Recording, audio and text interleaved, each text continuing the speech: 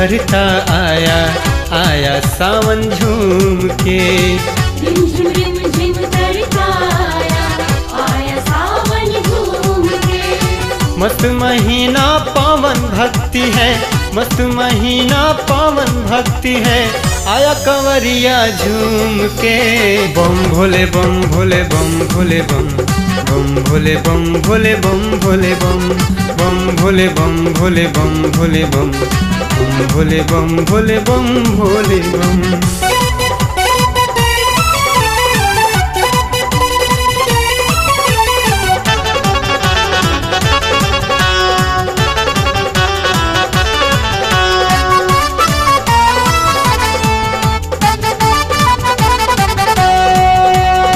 शिव की पूजा करने में धन दौलत नहीं लगते,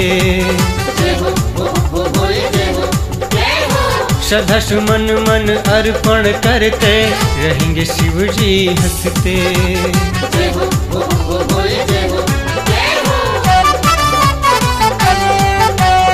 शिव की पूजा करने में धन दौलत नहीं लगते, श्रद्धा सुमन मन अर्पण करते रहेंगे शिव जी हंसते।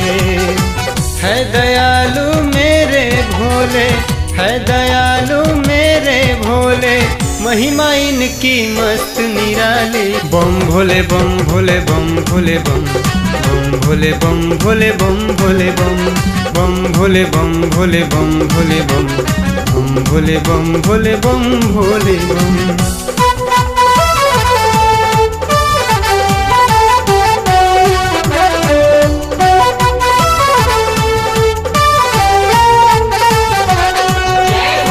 सेवा करो भाई सब कोई मिलके, सबके दुख को हरते।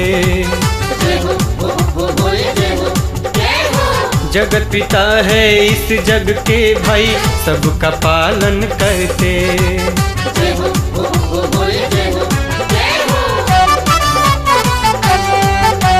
सेवा करो भाई सब कोई मिलके, सबकी दुख को हरते। जगत पिता है इस जग के भाई, सबका पालन करते।